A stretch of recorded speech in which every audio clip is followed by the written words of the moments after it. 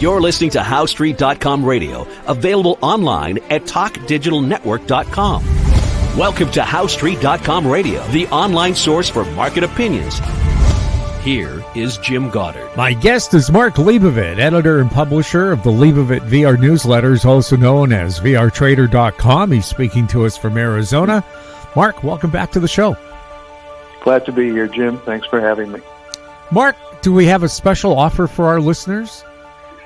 Well, we have our annual forecast model out, and this comes out every year, end of January, early February, and we're offering half off for that for our House Street listeners. That's 50% off. It's normally $900. It's only $450, and it covers all the major markets.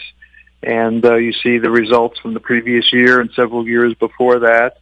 And I know our model for the Dow worked out pretty well last year, tracking, and the one for Bitcoin worked out pretty well, tracking. So we follow several markets, copper, silver, the dollar, lithium, uranium, and so forth. So it's it's a valuable tool. I've been publishing it, believe it or not, since 1987, and I did it back then on a lark. And it called the crash in October of '87, and it spoiled me a bit. So I kept doing it, and every year is not 100%, but we do track, as I say, about 10 different markets in the model, and you see them all in the report. So it's an exciting time of year. A lot of people are excited about it and have been asking me for it, and it just got published, yesterday. So I would rush to get a copy, and it's one report that's good for the year, and you can just see what the models suggest is going to happen on a cyclical basis, little sketch of where we think each of the markets are going to track. So that's all, available using the promo code 2022 half off when you go to the website, which is VRTrader.com. And Mark, you've been remarkably accurate. I'm just looking at my notes here. You were one of the top all-time gold timers named in the last edition of the Timer Digest, number one ranked in percentage games from the Vancouver World Outlook Conference a few years back. So there's, like I said, a bit of a track record here on your eye on the future. Right, and it's something that I'm very proud of. And, we don't have crystal balls, but, we do our best to forecast the markets. And a lot of other things we do, of course, are shorter term in our Leibovit VR newsletters with the short code name VR Trader, where we do some shorter term trades as well, which is sort of my area of expertise, coming from a trading background and so forth. But we also, when you come to the newsletters, you see names that we've been holding and doing well with. A whole group has worked out for us. For example, the gold stocks and gold and silver. We've been in those. Like the majority of the portfolio has been in gold, more than 50% of it, in the last several months. We've just been holding it because I felt that, we had a couple upside targets and we wanted to stick with them. So, but then again, there have been some nice trades along the way. A few stocks that I'm really excited about. One just had a big move yesterday, Dutch Brothers Coffee, BROS. I've been a big favorite of that stock for several years since they went public, and it was up like 18 points yesterday, and it's been on and off in our newsletter as something to keep an eye on. Would sort of surprise people why a coffee company would be that, excited about, but it's a growth situation, and, I've seen a lot of their stores, and the stock look good, the charts look good, so, we pick some individual hot ideas too, like that, and happy about that, which is part of what we do in the newsletter. But anyway, if you sign up for the newsletter, it's to use that same promo code that I just mentioned, 2022 half off. But thank you for the recommendation and compliment, on the track record. Every year it can't be 100%, but we've been doing this for a long time, and very proud of the fact since 1979 we've been in business. Well, Mark, sure, it's not your record why we talk to you. It's your stellar, chiseled good looks. Thank you so much for that one. In the picture on the website, maybe, not in person. And so what would you, I know, just give us a little taste here. What's a little tease of of what you think is the highlight and why people should take a look at your special annual forecast. Well, a teaser would be, looking at Dow Jones, for example. It's a positive forecast for the year, but we have our little zigs and zags. And as I mentioned previously, we're in the cyclical period now into the first quarter of the year, so we're seeing a lot of choppiness here. And we do have that cycle coming up in mid-March, which invariably is coincident with some type of trading low in the market. So, I think that would be a decent bet here, even though we're seeing the market hold up pretty well here. We are seeing, some stocks, get slammed along the way, and it's really a mixed market. It's really a stock picker's market. So, but I think the indexes as a whole, will trend higher during the year, and it's partially because of Donald Trump being in the White House, but it's also because we're going to see, I think, ultimately, reduction of inflation. It's not there yet, and a lowering of rates, though it's not there yet. So they may stay inflated for a while and then start coming down. And I think the market is sort of anticipating that. So I think 2025 will still be a good year, but I'm hoping, honestly, that we do get a little bit more of a pullback or a shakeout, into March. We're getting close. We're already in mid-February. We've already seen a couple little shakeouts along the way. Of course, we saw the big shakeout around the Groundhog Day time, which I sort of joked about, but in all seriousness, we're serious about, too, that we do have some cycles that say be careful. And sure enough, we had that shakeout then, and then some news came out of China, about AI, new version of AI, and just another bulletin yesterday about some coming out of Europe. So some of the big names like NVIDIA and so forth may not fare as well. I know Trump just came out with some comment, I think it was yesterday, about how we should support U.S. semiconductor business and try to take business away from Taiwan, even though Taiwan Semiconductor is building a big plant here in the U.S. So that's sort of supported, for example, a name like Intel, which was the big name in semiconductors for many years, but lost favor, particularly with NVIDIA coming along. But, some of that business may come this way. And, there's opportunities here as investor interest changes. So, it's so much going on. I mean, it's such a busy couple of weeks here since the inauguration, and so many things happening. For example, the embargo on steel and aluminum. I know that's not the most popular comment among Canadians, particularly since they slapped that tariff there, but it certainly is helping some of the U.S. steel stocks, and they had a big bump to the upside, and U.S. Steel was supposed to be acquired by Nippon Steel, but Trump intervened here and said essentially let Nippon make a big investment in U.S. Steel versus acquiring it, but still, very pro-steel. So just one sector that's been, sort of tradable here and positive. So you don't think about steel becoming suddenly hot, or a Dutch Brothers suddenly becoming hot, or even the last few days, a name like Coca-Cola exploded to the upside, which is a conservative name.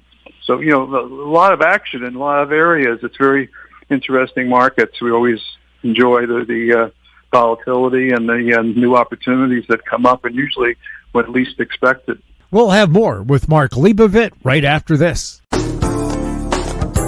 Don't miss out. Stay informed. Receive the HowStreet.com weekly recap with thought-provoking podcasts, radio, and articles delivered to your inbox. Sign up for the HowStreet.com weekly recap on our homepage at HowStreet.com. Welcome back. We're speaking with Mark Leibovit. Mark, what's going on in the crude oil market?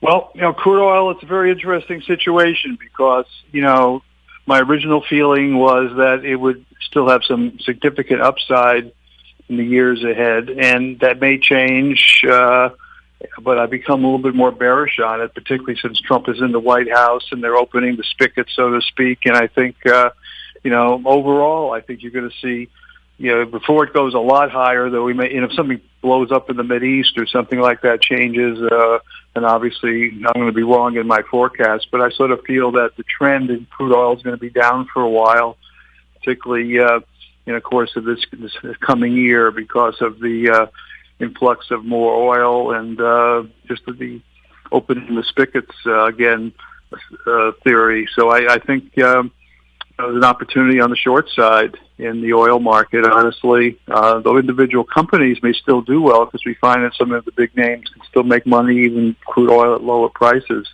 So a little more of a bear there. I mean, I like to see a little bump. It's already had a little bit of a correction in crude oil, basically dropping from the mid-80s to the mid-70s. But I don't know. I'm thinking you might see the mid-50s, and there might maybe a 12-month comment, or maybe even lower than that. So it's an interesting times that we'll see if the charts can confirm that. We're a little oversold here, having had pulled back, and I like to see a little bit more of a bounce back up again. But the trend seems to have changed here, and again, it could be because of political reasons and the fact that it's been shut down so long by the Biden administration, and things have changed. A lot, of course, depends on what Saudi Arabia does and so forth. But if you ask my opinion, I've been actually trading the short side in crude, and let's see when that trade changes. Right now, that's sort of my game plan for the year. Cryptocurrencies, what's happening there?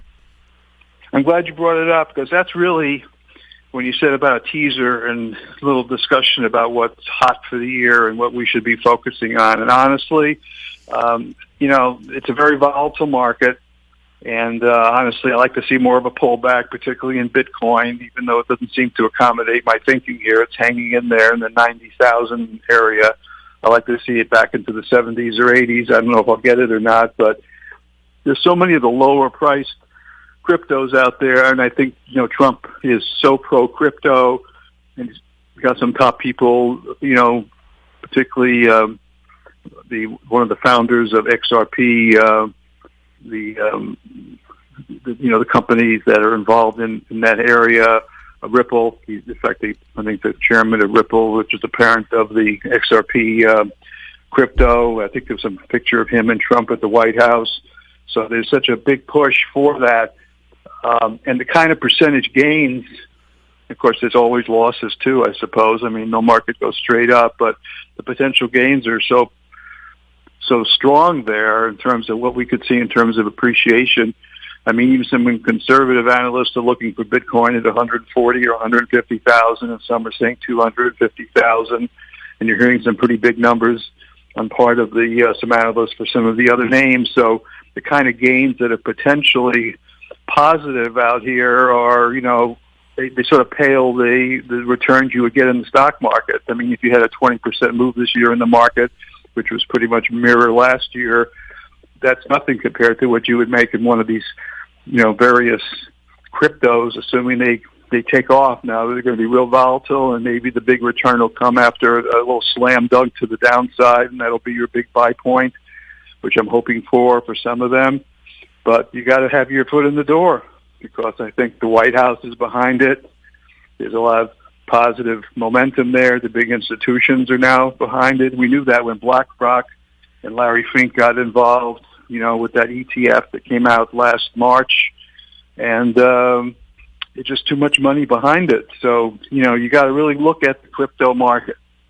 You've got to be diversified. Obviously, you can't put everything in it, but I would strongly urge listeners to take a small percentage of their tradable funds and, and look for opportunities in that area because you might see some real dramatic gains, and with the view that, don't put it all at work right away. Hopefully there'll be an opportunity. Maybe they'll sell off a bit here in the next month or two or three, and there'll be even be a better buy point. But I think that's really the exciting market, for the months ahead or the year or two ahead. I mean, and not just say it's only for 2025. I think this is a huge area.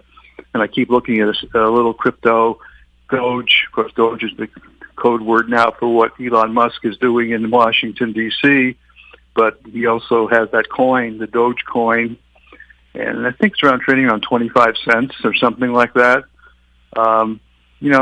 That's something to look at. I mean, he's involved with that, and who knows where that could go in the months or a year or two ahead. So that's, to me, a reasonable speculation.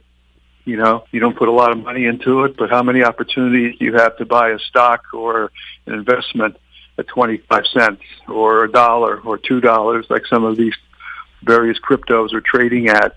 So it's, the percentage potential there is great, but you obviously don't want to put too much in it either, just in case, even someone like myself who's been right on it could be wrong short term. And, look what Bitcoin did here in the last 10 or 15 years in terms of volatility. There were so many times where people thought it was going to go to zero, and it just fooled everybody. So, I'm sort of drooling here a little bit. I have, personally some positions in this stuff, but I'm hoping there's a shakeout at some point that gives us even a better buying opportunity. So I would take a serious look at it. Any shakeout as a great entry point if you see it during the next several months. Do you think President Trump will legalize cannabis across the country? It doesn't appear to be the case. I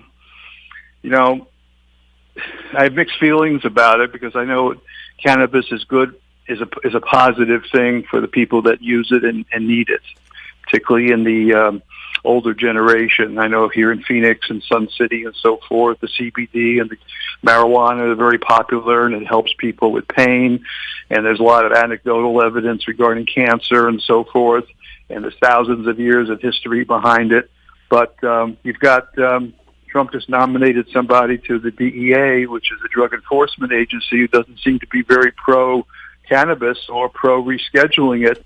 This has been going on for, a year and a half now or more, talking about rescheduling cannabis from a Schedule 1 down to a 3, so it would become a legal substance. And even though it's totally legal in Canada and various states here say it's legal, there are many that aren't, and the federal laws work against people that are, in states that, that are not covered by state laws and so forth. And then you got the Banking Act issue regarding the legality of conducting business. And if it's treated as an illegal substance, then on your tax return here in the U.S. with the Internal Revenue Service, you can't deduct expenses. So it's a real mess. So it appears that the powers that be here, at least in Washington at the moment, may not be so pro-cannabis turning around. Now, there was a positive blip few days back. I think we talked about this last week. I was saying when Robert Kennedy, by the way, just got nominated and approved. I think it was in the news today at the U.S. Senate. He made some comment that he was sort of pro-cannabis, and there was a little pop there for a day or two.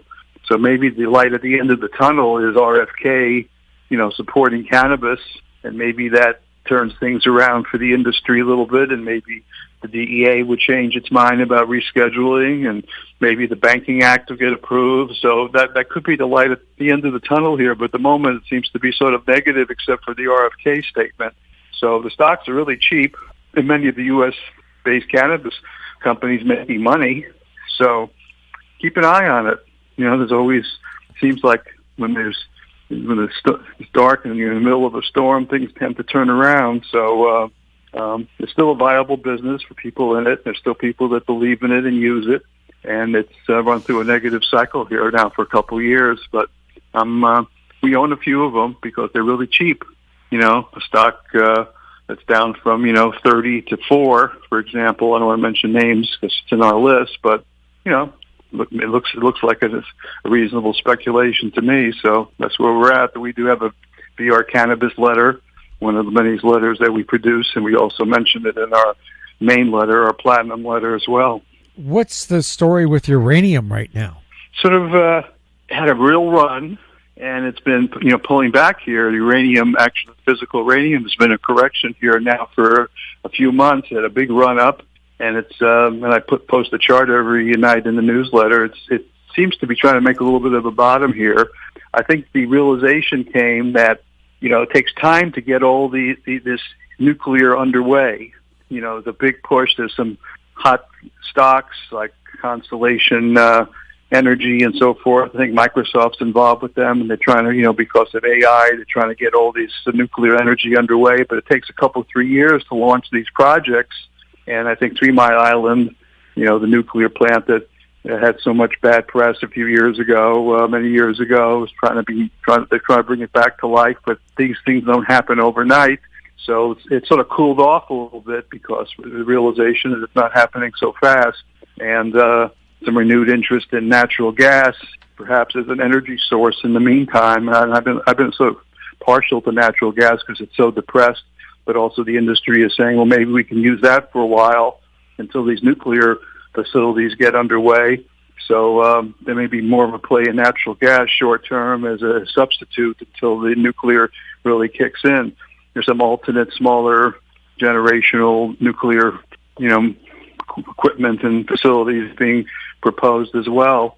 So I think that, bottom line, it's a trend. It's up. It's a positive, but, they all run in cycles, and they got overdone to the upside and start to pull back a bit. But I would use any, weakness if you're longer term to certainly take a look at it.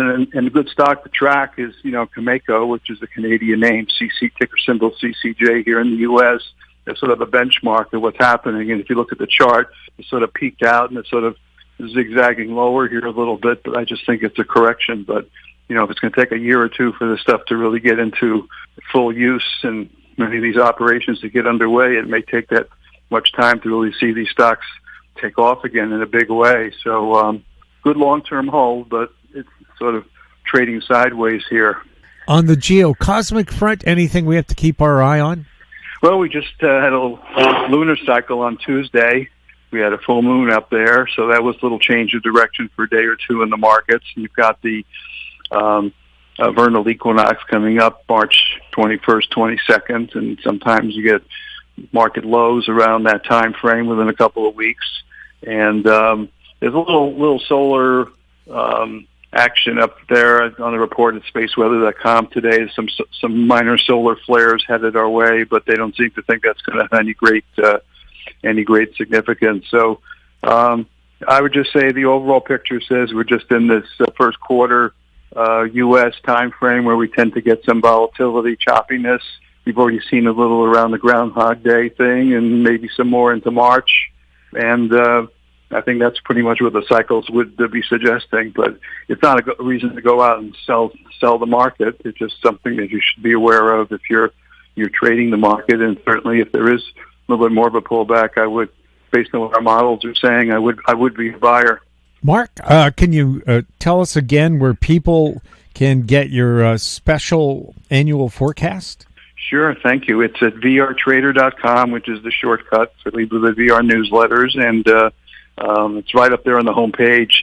The title of the report is the VR Forecaster, so you click on that, and then if you go to the order page, if you enter the promo code 2022 half off, you get 50% off the model. It's a once annual report that's good for the whole year, and you can see what the models projects for the various markets we track. As I mentioned, it's about 8 or 9 different markets, and you can also see the track record from previous years because it's all posted there, how these forecasts have worked out going back in some instances 8 or 9 years, so you could see the confidence level in some of the charts just based on what we previously. Like, I'm really proud of the Bitcoin, for example, and the Dow Industrials forecast, which have worked out pretty well.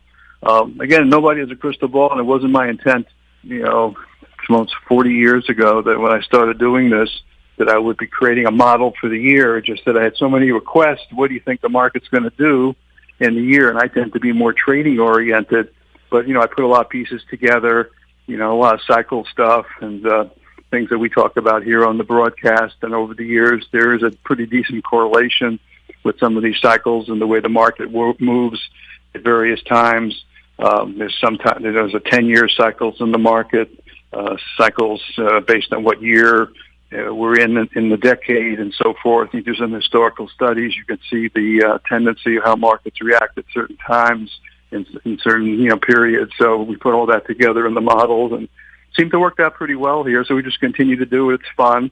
But it's like I like to make the comparison to the weatherman. You make a big picture forecast and you want to look out the window before you actually pull the trigger on a trade, So you got your modeling, the weather says the front's coming in, but, even the weatherman can be wrong. So you try to tie this in with your short-term strategy and your other, investment objectives as well. So I think it's a great tool and just keep it in perspective with what else is happening in the world. But it gives you a little benchmark to look at, and this is why I continue to reduce it, because I found just when I'm looking away from it, it tends to work out. You'll say, why didn't I just stick with the trend, which the model said was the greater possibility. So for many investors, that works out a lot better anyway.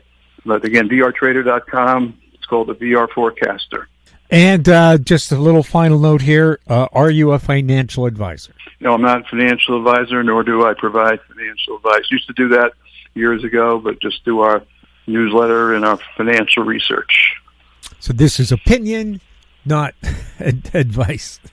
Correct. This is freedom of the press. This is your, analysis based on what you see, but we're just, putting out the research and putting out the ideas, and it's up to, we're not pulling the trigger for anybody or investing their money and telling them exactly what to do. We're giving them guidelines about what our research says the markets and some stocks should do or not do, and that's a different business.